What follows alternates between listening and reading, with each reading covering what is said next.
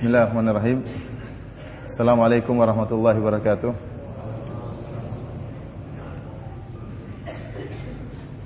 Innal hamdalillah nahmaduhu wa nasta'inuhu wa nastaghfiruhu wa natubu ilayh wa na'udzu billahi min shururi anfusina wa sayyiati a'malina. May yahdihillahu fala mudilla lahu wa may yudlil fala hadiya lahu. Asyhadu an la ilaha illallah wahdahu la syarika lahu wa asyhadu anna Muhammadan abduhu wa rasuluhu la nabiyya ba'dah. Ya ayyuhalladzina amanu taqullaha haqqa tuqatih wa la tamutunna illa wa antum muslimun. Ya ayyuhan nasu taqu rabbakumul ladzi khalaqakum min nafsin wahidah wa khalaqa minha zawjaha wa batha minhuma rijalan katsiran wa nisaa'a wattaqullaha alladzi tasaaluna bihi wal arham innallaha kana 'alaykum raqiba. يا أيها الذين آمنوا اتقوا الله وقولوا قولا سديدا يصلح لكم أعمالكم ويغفر لكم ذنوبكم ومن يطع الله ورسوله فقد فاز فوزا عظيما. أما بعد فإن أصدق الحديث كتاب الله وخير الهدى هدى محمد صلى الله عليه وسلم وشر الأمور محدثاتها فإن كل محدثة بدعة وكل بدعة ضلالة وكل ضلالة في النار. Para hadirin dan hadirat yang dirahmati oleh Allah Subhanahu wa taala, alhamdulillah segala puji dan syukur kita panjatkan kehadirat Allah Subhanahu wa taala atas segala limpahan karunia dan nikmat yang Allah berikan kepada kita. Dan pada kesempatan yang berbahagia ini, saya ingin mengajak para hadirin dan hadirat yang dirahmati oleh Allah Subhanahu wa taala untuk bersama-sama kita berusaha menjauhi penyakit-penyakit lisan, penyakit-penyakit lisan. Karena kita ketahui bahwasanya lisan adalah nikmat dari Allah Subhanahu wa taala. Allah Subhanahu wa taala berfirman, "Alam naj'al lahu 'ainain wa lisanan wa syafatain." Tidakkah kami telah menjadikan baginya dua mata dan lisan dan kedua bibir. Lisan merupakan nikmat dari Allah Subhanahu wa taala, karunia yang sangat besar.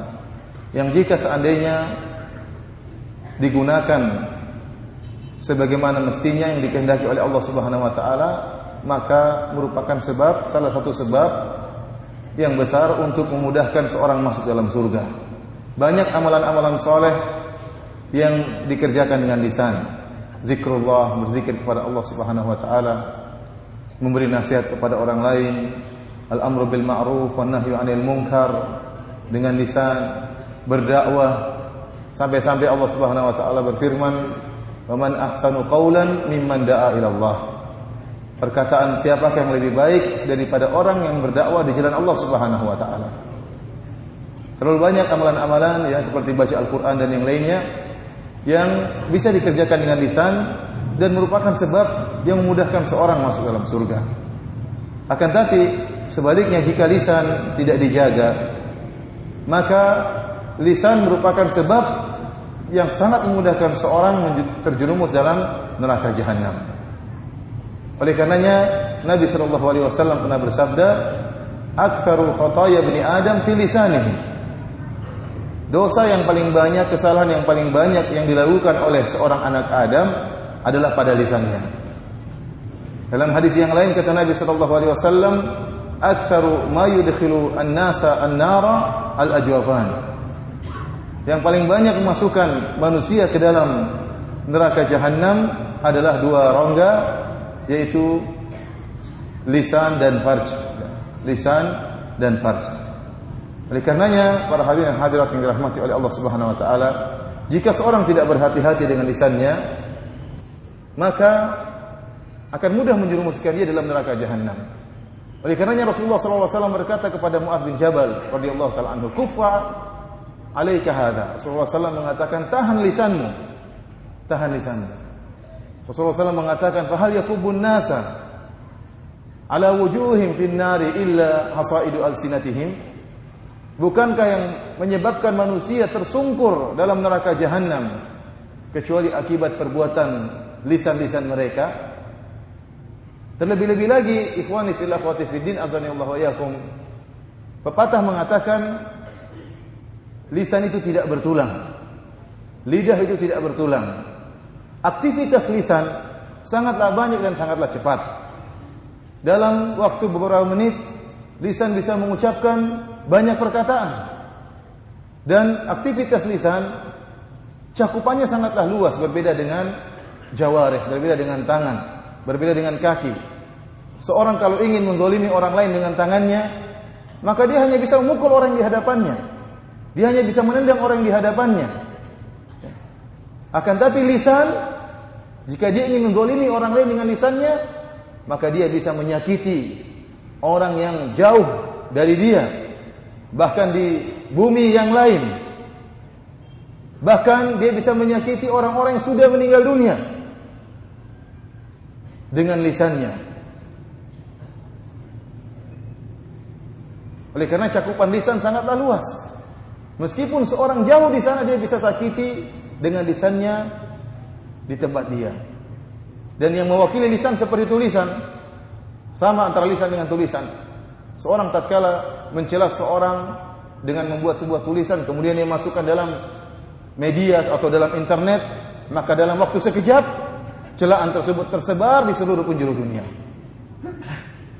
Berbeda dengan tangan dan kaki, maka cakupannya terbatas. Dan dosa-dosa yang dilakukan lisan banyak, diantaranya seperti an-namimah, mengadu domba, kemudian al-kadhib, dusta, al-qadhaf, menuduh yang tidak-tidak, dan diantaranya adalah al-ghibah, menggibah sama saudara. Dan pada kesempatan yang berbahagia ini, kita mengkhususkan penyebutan tentang dosa ghibah, karena itulah dosa yang sering dilakukan oleh kaum muslimin. Dosa yang sering kita lakukan.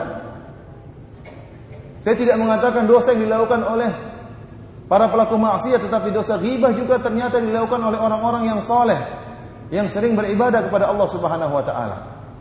Oleh karenanya Imam Ibnu Qayyim rahimahullah menyebutkan tentang hal ini, suatu perkara yang mengherankan. Seorang yang saleh, yang mudah untuk meninggalkan kemaksiatan, mudah untuk meninggalkan khamar, mudah untuk meninggalkan perzinahan, rajin, mudah bagi dia untuk melaksanakan salat malam, mudah bagi dia untuk bersedekah, akan tapi tidak bisa menjaga lisannya untuk menggibah saudaranya. Sulit bagi dia untuk mencegah lisannya, untuk mengontrol lisannya, sehingga akhirnya dia sering mencela saudaranya atau menggibah saudaranya. Kenapa bisa demikian? Ikhwani fillah wa fiddin, azanillahu wa iyyakum. Karena ghibah itu lezat. Kemaksiatan itu adalah kelezatannya. Zina ada kelezatannya. Minum khamar ada kelezatannya. Demikian juga ghibah itu lezat. Oleh karenanya banyak orang yang suka berghibah ria. Buktinya kita dapati acara-acara televisi yang paling laris adalah acara-acara ghibah. Jangankan yang berghibah ria, yang nonton saja lezat melihat acara ghibah tersebut. Ada acara-acara ghibah di televisi seperti apa?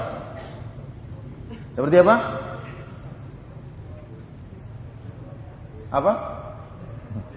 Check and recheck, apalagi itu zaman dulu, nggak tahu sekarang. Ada namanya silet ya. Ada namanya apa? Acara-acara televisi yang laris, yang isinya ghibah, dan itu sangat digemari oleh masyarakat. Saya katakan, jangankan orang yang berghibah, yang nonton saja, yang dengar saja menikmati acara tersebut. Terlebih-lebih lagi ghibah yang terjadi di kalangan para wanita, ibu-ibu. Ibu-ibu ini paling suka hobinya ghibah. Kalau sudah berkumpul, kalau tidak ada ngerumpi, tidak ada ghibah, kurang lezat. Pembicaraan menggibah ibu-ibu yang lainnya. Kalau tidak menggibah suami-suaminya. Berbeda dengan bapak-bapak. Bapak-bapak kalau berkumpul bicara dunia, paling minimal atau maksimal bicara poligami. Ghibah kurang, tapi poligami mantap. Walaupun semuanya penakut. Ikhwani fillah wa fiddin, azanillahu wa iyyakum. Oleh karenanya orang banyak senang melakukan ghibah. Kenapa? Karena ada kelezatan dalam ghibah tersebut. Bahkan orang-orang yang saleh terkadang melakukan ghibah. Padahal ghibah merupakan dosa besar. Hampir seluruh ulama seluruhnya sepakat bahwasanya ghibah merupakan dosa besar, kecuali ada segelintir kecil dari kalangan para ulama, kalau tidak salah 2 orang dari mazhab Syafi'iyah yang menyatakan ghibah dosa kecil, akan tapi diingkari oleh banyak ulama. Mereka menjelaskan bahwasanya ghibah merupakan dosa besar karena banyak dalil yang menunjukkan ghibah merupakan dosa besar. Ini harus kita camkan. Karena kita sedang berbicara bukan tentang dosa kecil, tetapi tentang dosa besar. Yang jangan-jangan ya, dosa besar tersebut bisa menjerumuskan kita dalam neraka jahanam. Oleh karenanya dalam satu hadis disebutkan, dzikra oleh Nabi sallallahu alaihi wasallam, disebutkan dalam hadis Abu Hurairah ada tentang seorang wanita. Sebut seorang wanita kepada Nabi sallallahu alaihi wasallam. Taqumul lail wa tasumun nahar. Wanita ini senantiasa salat malam. Kemudian senantiasa berpuasa di siang hari, berpuasa sunnah. Wa tatasaddaq, dan senantiasa bersedekah. Akan tapi wa fi lisaniha syai'un yu'zi jiranaha. Akan tapi pada lisannya ada sesuatu yang mengganggu tetangganya. Dia suka berbicara menyakiti tetangganya. Tatkala disebutkan tentang sifat wanita ini kepada Nabi sallallahu alaihi wasallam, Nabi sallallahu alaihi wasallam mengatakan la khaira fiha. Tidak ada kebaikan bagi wanita seperti ini. Hiya finnar, wanita ini di neraka jahanam. Salat malamnya tidak mencegah dia untuk mengontrol lisannya. Puasa sunnahnya tidak membuat dia mengontrol lisannya. Kata Nabi sallallahu alaihi wasallam, la khaira fiha, tidak ada kebaikan bagi wanita seperti ini. Dia hiya finnar, dia termasuk dalam neraka jahanam. Oleh karenanya ikhwan, hati-hati karena kita sedang berbicara tentang dosa besar. Dan ingat, menyakiti seorang dengan lisan itu sangat menyakitkan. Seorang terkadang lebih baik dia dipukul badannya atau dicuri hartanya atau dirampok hartanya, masih lebih dia sukai daripada dia dijatuhkan martabatnya, dijatuhkan harga dirinya dengan lisan seseorang. Oleh karena seorang penyair mengatakan jarahatu as-sinani lahal ti'am wa la yal'amu ma jaraha lisanu. Luka yang disebabkan sayatan pedang masih bisa diobati, akan tetapi luka yang disebabkan sayatan lidah sulit untuk diobati. Seorang jika dikatakan kepada dia bahwasanya si fulan mengatakan engkau goblok, si fulan mengatakan engkau dungu, si fulan engkau mengatakan engkau mubtadi' ahlul bidah, itu sakit hatinya tatkala mendengar perkataan ini. Lebih baik dia dipukul, lebih baik hartanya diambil daripada dijatuhkan harkat dan martabatnya. Ini merupakan bentuk kezaliman. Oleh karenanya ikhwan wa akhwat azani Allah wa iyyakum, kita berhati-hati dengan dosa ini. Ghibah merupakan dosa besar dengan banyak dalil, berdasarkan banyak dalil. Di antaranya Allah Subhanahu wa taala berfirman, "Wala yaftab ba'dukum ba'dha ayuhibbu ahadukum ay ya'kula lahma akhihi maitan fakarihtumuh." Janganlah sebagian kalian menggibah sebagian yang lain. Ayuhibbu ahadukum, apakah salah seorang dari kalian mau untuk ayakula lahma akhi, ayakula lahma akhihi maitan fakarihtumuh. Apakah dia suka dia akan makan daging bangkai saudaranya? Fakarihtumuh, tentunya kalian akan membencinya. Ya. Para ulama menyebutkan memakan daging bangkai saudara ini merupakan dosa besar. Dan ini penggambaran yang buruk dari Allah Subhanahu wa taala tentang ghibah. Kalau kita disuruh makan daging sapi yang sudah jadi bangkai, yang sudah jadi bau, kita enggak mau makan. Padahal sapi hukumnya halal. Tetapi tatkala sudah berubah menjadi bangkai, sudah mengeluarkan bau yang busuk, kita tidak mau makan. Bagaimana lagi jika kemudian kita makan daging manusia yang sudah membusuk, yang sudah bau? Tentunya kita tidak mau. Apalagi yang kita makan manusia tersebut adalah saudara kita. Terlebih lagi bukan saudara kita saja, sahabat kita yang sama-sama ikut pengajian, yang sama-sama sibuk dalam dakwah, kita makan bangkainya. Ini tentu perkara yang sangat menjijikkan. Oleh karenanya Amr bin al-As disebutkan bagaimana Amr bin al-As marra ala baghlin mayyit. Suatu saat sahabat Amr bin al-As melewati hewan begal yang sudah menjadi bangkai.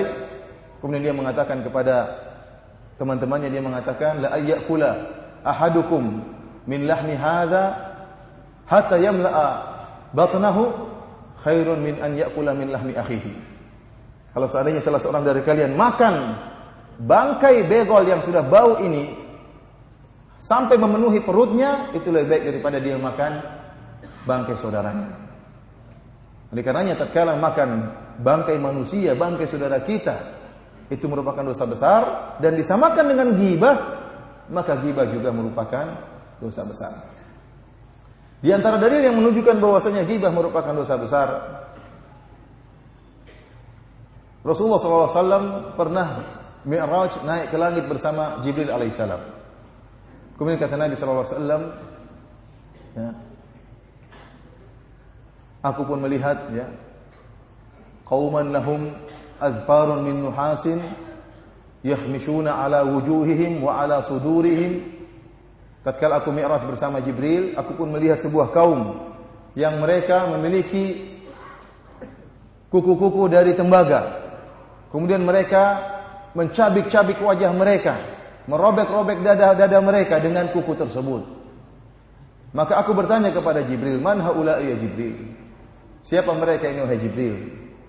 Kata malaikat Jibril, haula'i alladzina ya'kuluna luhuma ikhwanihim. Mereka adalah orang-orang yang makan daging saudara mereka. Ini orang-orang yang tukang ghibah.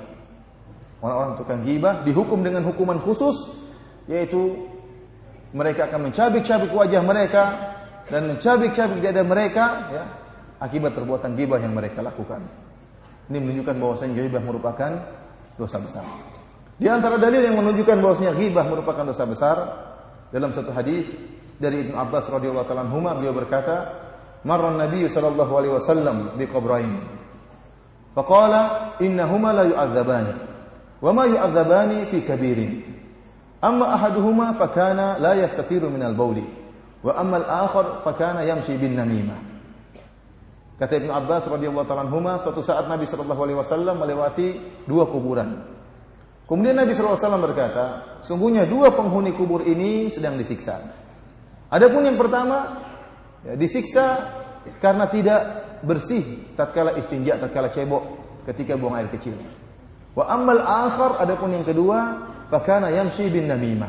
Dia ini suka namimah, suka mengadu domba. Al-Hafidz Ibnu Hajar rahimahullah dalam Fathul Bari menyebutkan bahwasanya sebagian ulama membawakan hadis ini dalam bab ghibah. Dalam bab ghibah, bahaya ghibah, yang menjelaskan bahwasanya ghibah merupakan salah satu sebab terbesar timbulnya azab kubur. Padahal dalam hadis ini disebutkan tentang namimah. Al-Hafidz Ibnu Hajar menjelaskan kenapa hadis tentang namimah ini dibawakan dalam ghibah, kan ada dua sebab. Sebab yang pertama, kebiasaan orang yang namimah mengadu domba, dia akan menggibah. Tatkala seorang ingin mengadu domba si A dan si B, maka dia datang kepada si A, kemudian dia menjelek-jelekan si B. Dan tatkala dia datang ke si B, dia akan menjelek-jelekan apa si A. Oleh karenanya, orang yang namimah biasanya pasti menggibah. Dan namimah itu ghibah plus. Ada ghibah plus mengadu domba. Tetapi orang yang melakukan namimah, dia pasti melakukan ghibah. Ini sebab pertama. Sebab yang kedua yang disebutkan oleh Hafidz Ibnu Hajar rahimahullah, karena dalam satu riwayat dari jalan-jalan hadis ini disebutkan bahwasanya yang kedua ini diazab karena melakukan ghibah. Lafal yang sharih bahwasanya yang kedua ini diazab karena melakukan ghibah. Oleh karenanya, ghibah merupakan salah satu sebab yang banyak menyebabkan orang diazab dalam kuburan. Hendaknya kita berhati-hati dengan penyakit ini. Di antara dalil yang menunjukkan bahwasanya ghibah merupakan dosa besar, para ulama menyebutkan, bahkan para ulama sepakat bahwasanya seorang yang sedang melaksanakan ibadah puasa di bulan Ramadan, kemudian dia melakukan ghibah pada hari tersebut, maka pahala puasanya gugur. Tidak ada nilainya di sisi Allah Subhanahu wa taala. Ulama khilaf apakah dia harus mengqadha puasanya atau tidak. Diriwayatkan dari sebagian sahabat seperti Anas bin Malik, barang siapa yang berbuat ghibah maka puasanya batal. Dan ini yang dikuatkan oleh Al-Imam Ibnu Hazm rahimahullah dalam kitabnya Al-Muhalla. Ibnu Hazm mengatakan barang siapa yang melakukan ghibah, puasanya batal. Tetapi pendapat jumhur ulama yang lebih kuat bahwasanya jika seorang melakukan ghibah maka pahalanya yang gugur, puasanya sah, dia tidak perlu mengqadha. Tatkala dosa ghibah bisa menggugurkan pahala puasa Ramadan, ini menunjukkan ghibah merupakan dosa besar. Karena jika seorang melakukan ibadah puasa, kemudian dia terjerumus dalam dosa-dosa kecil, maka puasanya masih sah dan ada pahalanya. Hanya saja pahalanya berkurang dengan maksiat-maksiat tersebut. Jikalau seorang melakukan ibadah puasa, kemudian dia tidak menjaga pandangannya, kemudian dia melihat hal yang diharamkan oleh Allah Subhanahu wa taala, kita katakan puasamu sah, masih ada pahalanya, akan tapi engkau telah mengurangi pahala puasamu karena dosa-dosa kecil yang kau lakukan. Berbeda dengan ghibah. Kalau seorang melakukan ghibah, maka pahala puasanya akan gugur, yang menunjukkan bahwasanya ghibah bukan dosa sembarangan, akan tapi merupakan dosa besar. Inilah ikhwani fillah akhwati fiddin azani Allah wa iyyakum, dalil yang menghilangkan segala keraguan dan kita tidak ragu lagi bahwasanya ghibah merupakan dosa besar. Apa itu ghibah? Apa itu ghibah? Rasulullah SAW pernah bertanya kepada para sahabat, "Atadruna mal ghibah?" Wahai para sahabat, tahukah kalian apa itu ghibah? Para sahabat menjawab, "Allahu wa rasuluhu a'lam." Allah dan Rasulnya lebih mengetahui. Maka kata Nabi SAW, ghibah itu adalah dzikruka akhaka bima yakrah. Engkau menyebutkan tentang saudaramu yang tidak disukai oleh saudaramu, yang dibenci oleh saudaramu jika disebutkan. Maka salah seorang sahabat mengatakan, "In kana fi akhi ma aqul." Wahai Rasulullah, jika ternyata keburukan yang aku sebutkan tentang saudaraku itu memang ternyata benar, kata Nabi sallallahu alaihi wasallam, "In kana fi akhika ma taqul faqad iktabtahu." Ya. Kalau memang apa yang diucapkan oleh tentang saudaramu ternyata benar, faqad iktabtahu, maka itulah ghibah, kau telah menggibahnya. Kalau bukan, faqad bahattahu. Kalau ternyata yang kau sebutkan tidak benar, maka itu kedustaan. Karena sebagian orang tatkala menggibah dia seakan-akan dia tidak berdosa. Apa yang saya bilang itu benar, memang dia seperti itu orangnya. Itulah ghibah. Itulah ghibah dalam syariat Islam. Dan kenapa dikatakan ghibah? Karena saudara Anda tatkala Anda cela, tatkala Anda jatuhkan martabatnya, dia tidak bisa membela diri karena dia tidak sedang berada di hadapan Anda. Perhatikan definisi yang diberikan oleh Nabi sallallahu alaihi wasallam. Dzikruka akhaka bima yakrah. Engkau menyebutkan sesuatu yang dibenci oleh saudaramu. Ma di sini dzikruka akhaka bima. Bima ma di sini adalah ma al-mausulah. Ini ditegaskan oleh Al-Imam Al-Qarrafi dari Malikiyah. Dia mengatakan ma di sini al-mausulah dan memberikan faedah keumuman. Artinya apa? Segala sesuatu perkara umum, mencakup apa saja yang jika kau sebutkan tentang saudaramu dia tidak suka, maka itulah ghibah. Baik yang berkaitan dengan nasabnya, baik yang berkaitan dengan sukunya, baik yang berkaitan dengan agamanya, baik yang berkaitan dengan cacatnya, baik yang berkaitan dengan istrinya, baik yang berkaitan dengan anak-anaknya.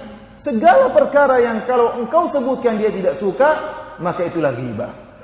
Ini keumuman ini sangat mengerikan. Sangat mengerikan.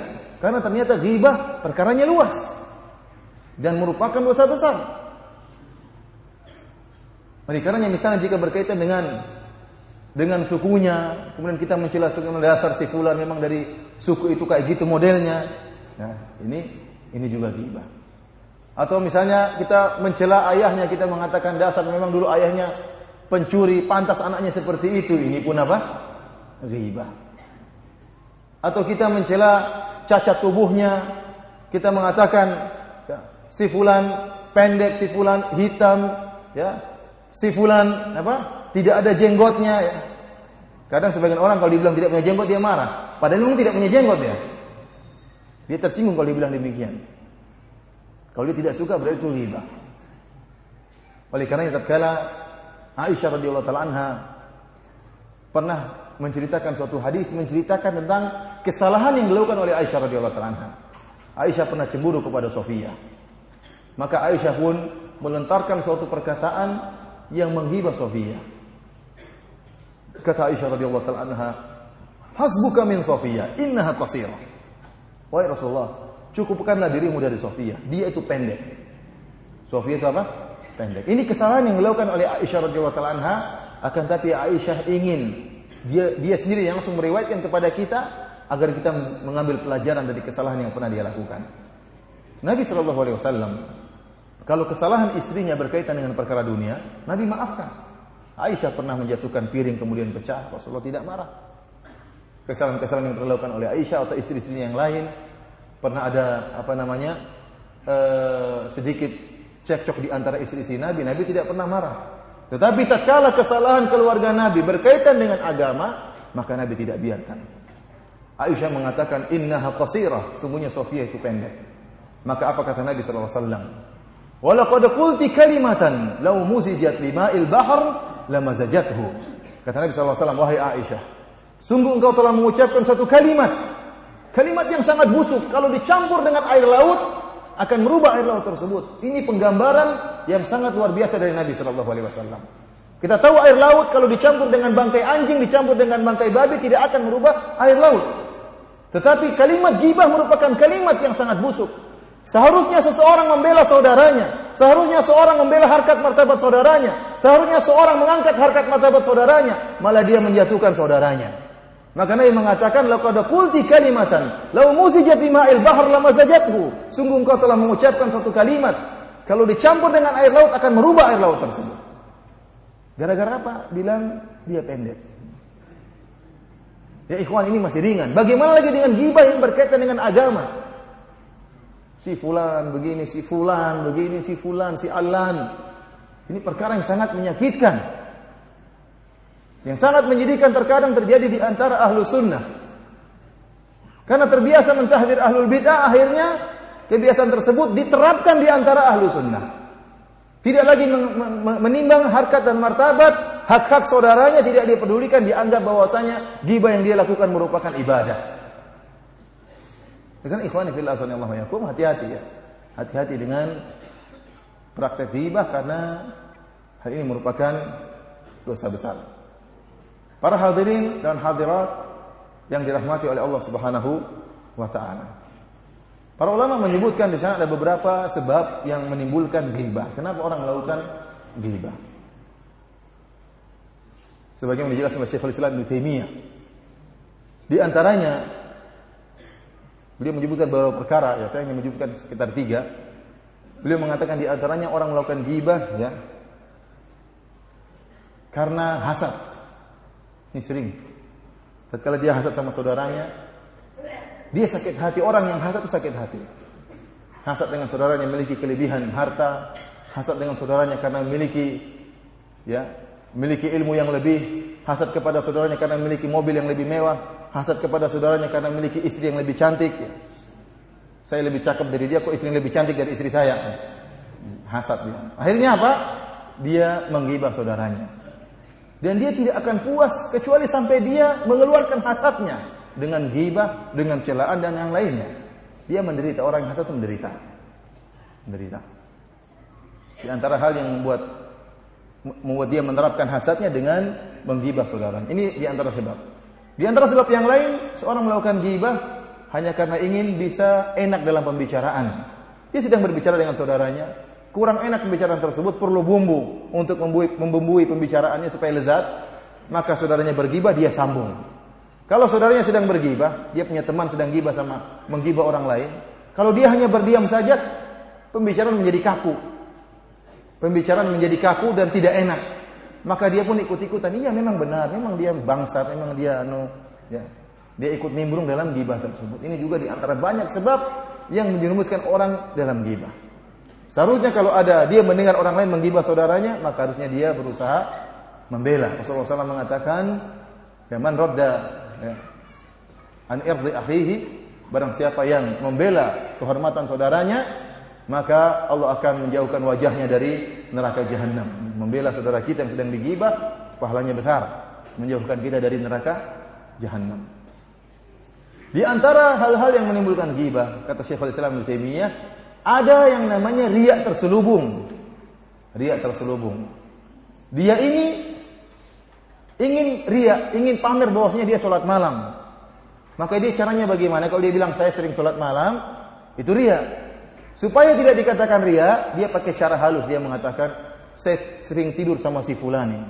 Si fulan itu kalau tidur, kalau udah tidur enggak bangun-bangun kecuali azan subuh. Tidak pernah saya lihat dia sholat malam. Tidak pernah saya lihat dia sholat malam. Maksudnya saya yang sholat malam, dia tidak. Ini riya yang terselubung. Si fulan itu punya uang tapi pelit sekali.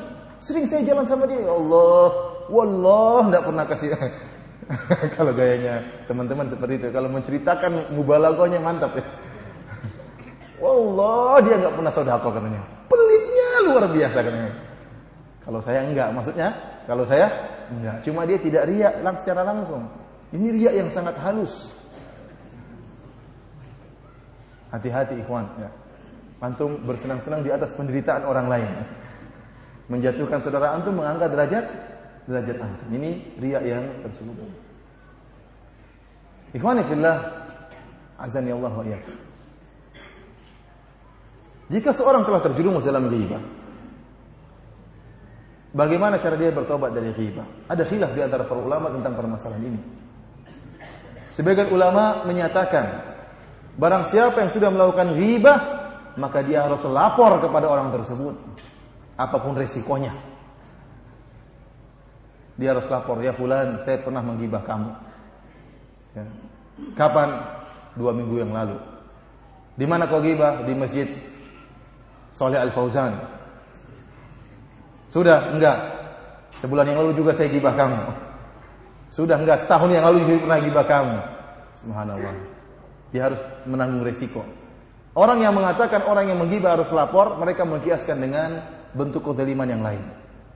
Kalau seorang melakukan dosa berkaitan dengan Allah Subhanahu wa taala saja, ya, dia mungkin pernah melakukan kemaksiatan, tidak menzalimi hak orang lain, maka cukup dia berdoa kepada Allah, bertobat, menangis, mengalirkan air mata, niscaya Allah akan mengampuni dia.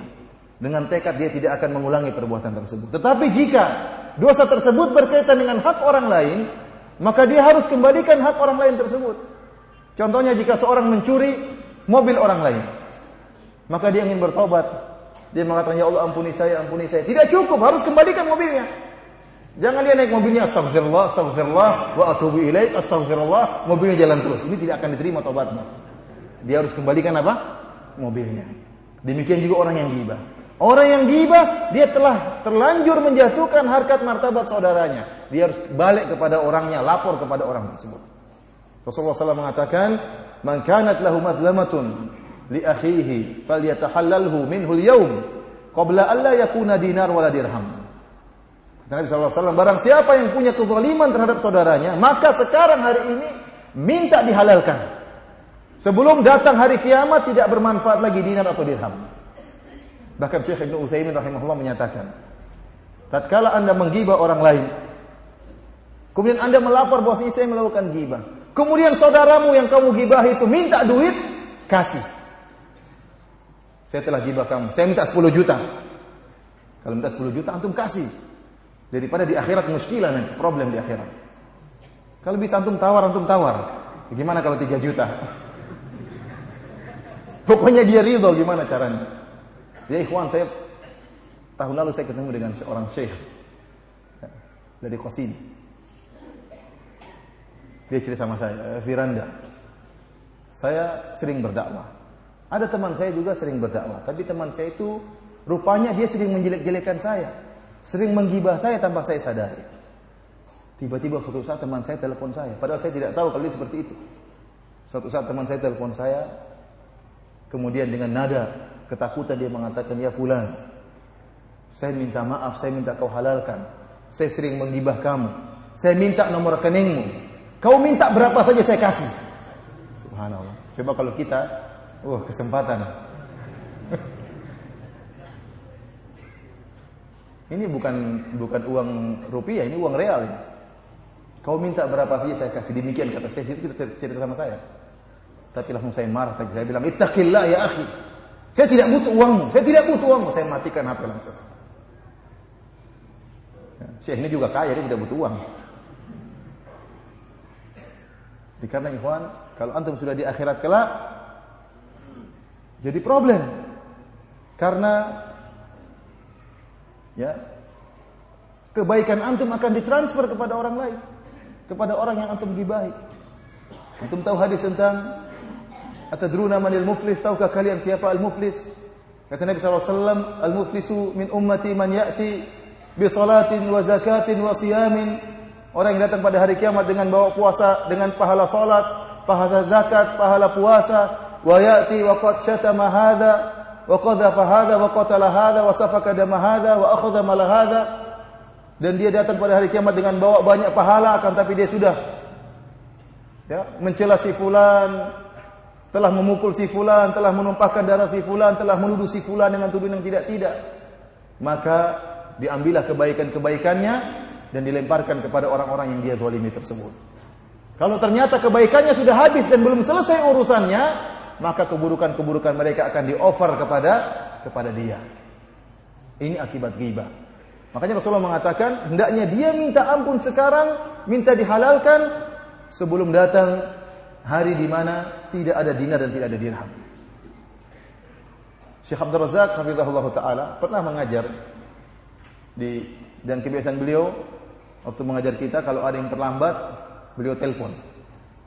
Jadi kita kadang pagi-pagi kemudian sebagian teman terlambat belum datang, saya bilang mana nomor teleponnya. Saya telepon, "Kaifa haluk fulan? Kamu di mana?" "Oh, Syekh, saya segera." Ketakutan dia. Karena apa? Ditelepon langsung sama apa? Sama Syekh. Antum bayangkan antum tidak terlambat datang, ditelepon sama gurunya. "Kamu lagi di mana?" Yang terlambat ditelepon. Suatu saat ada sebagian dari murid-murid Syekh yang terlambat datang.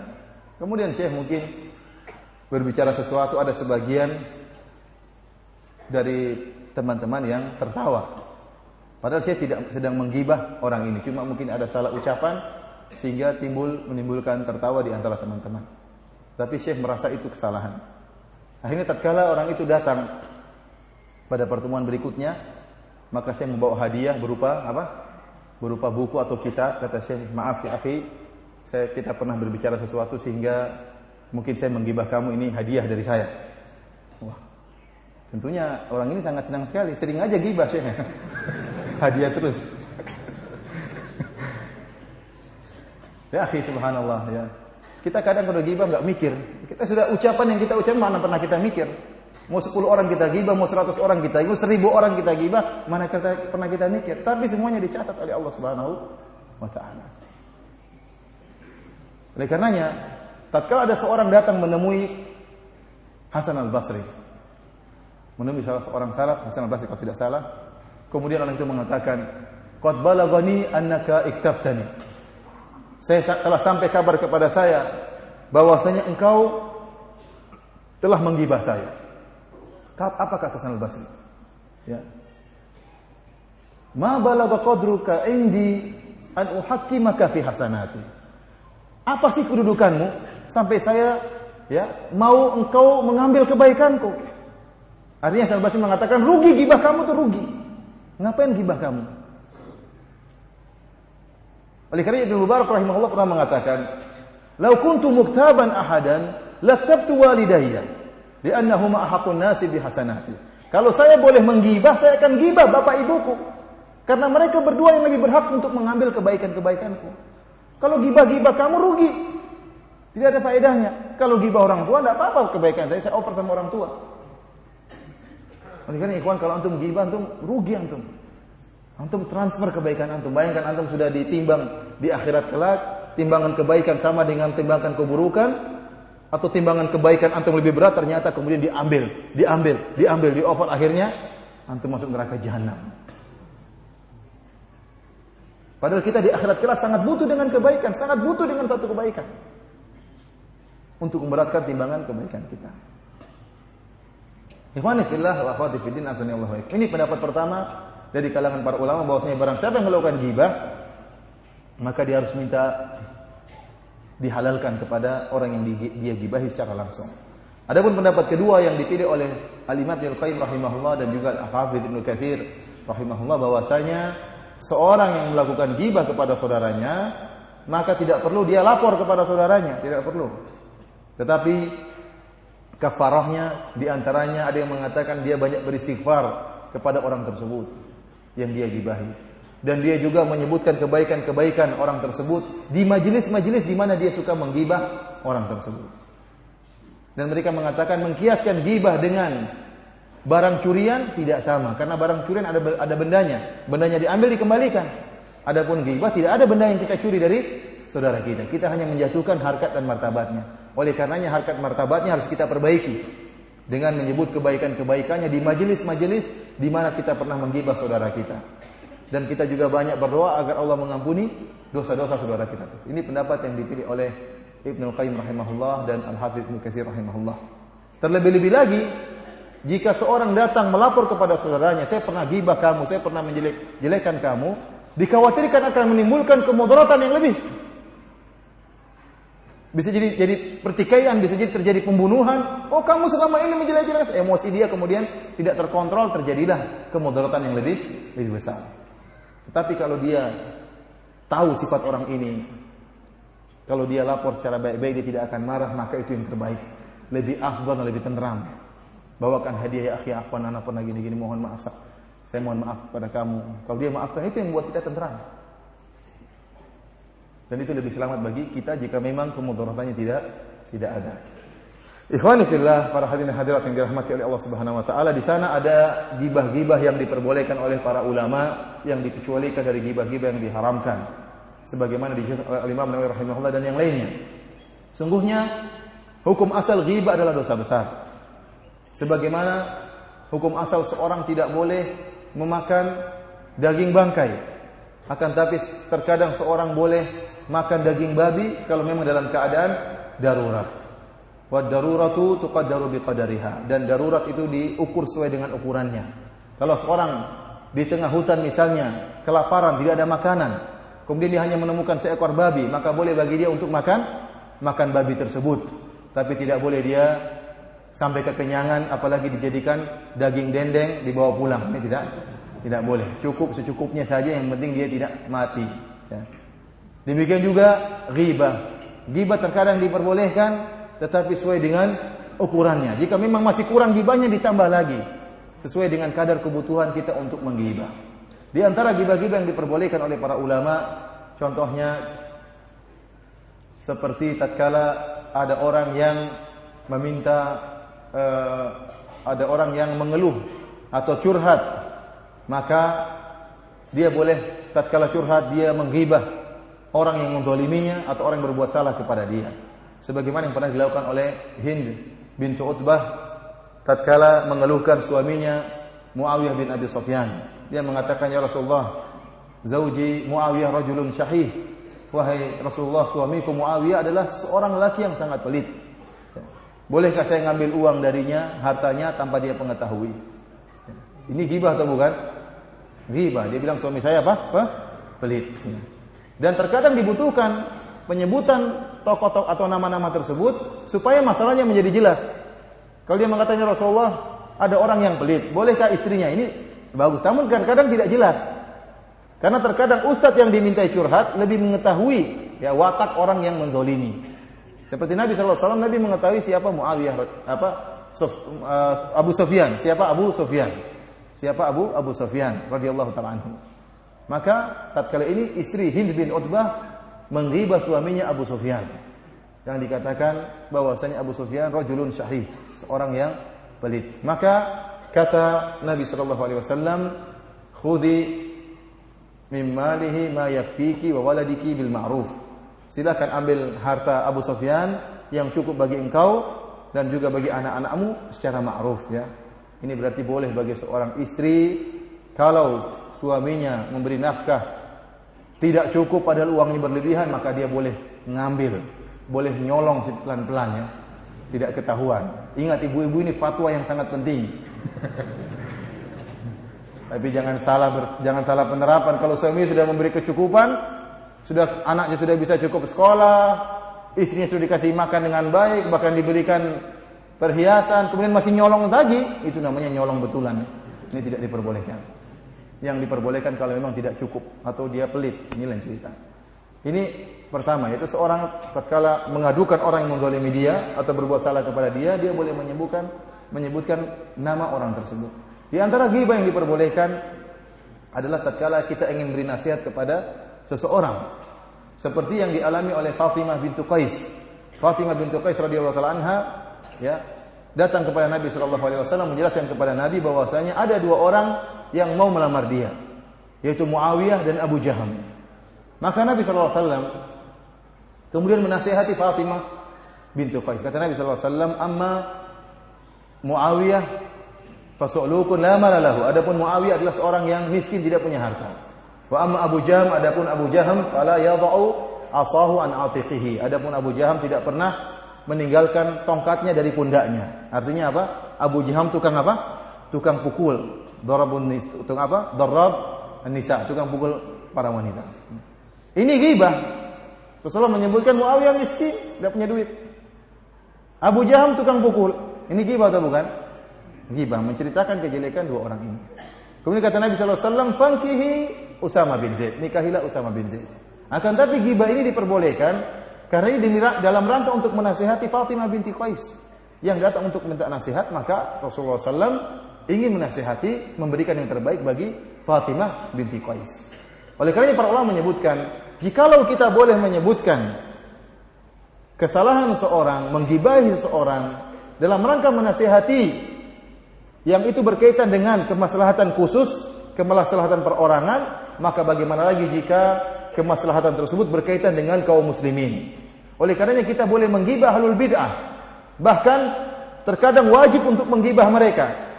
Tatkala kesalahan-kesalahan mereka, kesesatan mereka tersebar di kalangan kaum muslimin. Ya, dan kita harus menjelaskan tentang si fulan ini memiliki kesesatan. Kita jelaskan, kita sebutkan namanya karena memang maslahatnya besar bagi kaum muslimin. Ini di antara ghibah yang diperbolehkan. Di antara ghibah yang diperbolehkan, kata para ulama, li ta'rif, untuk menjelaskan, untuk mengenalkan. Ya. Sebagaimana jika ada orang bertanya, kamu kenal si fulan? Kemudian kita jelaskan si fulan yang mana maksudnya.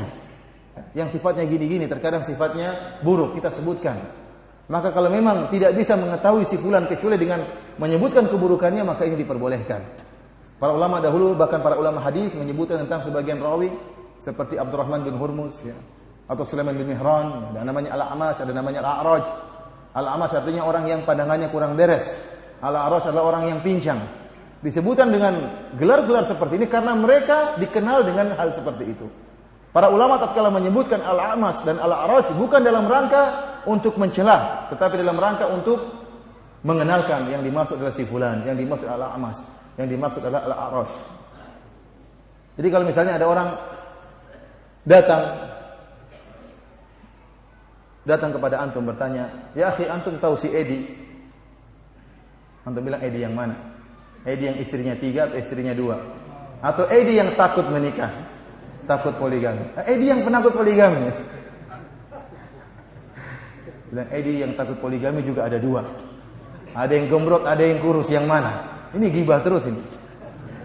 Yang gembrot juga ada 2. Yang matanya bicot, yang matanya bicot, yang mata bicot juga ada 2. Ini kalau dalam rangka untuk mengenalkan, ini boleh-boleh saja, bukan dalam rangka untuk apa?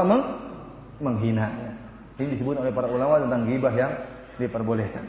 Di antara ghibah yang diperbolehkan jika seorang kemudian menyebutkan terjadinya ghibah tanpa menyebutkan pelaku ghibah tersebut. Artinya pelaku ghibah tersebut tidak dikenal. Contohnya kita mengatakan, tadi siang kurang ajar ada orang, ya, gini, buruk rupa, mengerikan wajahnya. Siapa? Adalah pokoknya. Ini tidak apa-apa, ini bukan ghibah karena tidak ketahui siapa yang buruk rupa tersebut. Dan ini dilakukan oleh Nabi SAW. Rasulullah SAW mengatakan, "Ma balu aqwamin." Kenapa sebagian kaum melakukan demikian dan demikian tanpa menyebutkan nama-nama mereka. Demikianlah ikhwani fillah, azanillahu wa iyyakum, ya, apa yang bisa Anda sampaikan tentang bahaya penyakit ghibah. Ya, kita berlindung kepada Allah Subhanahu wa taala.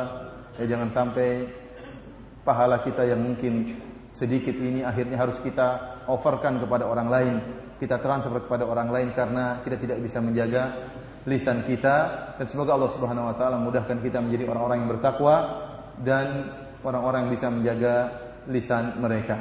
Selanjutnya kalau ada yang mau bertanya, saya persilakan.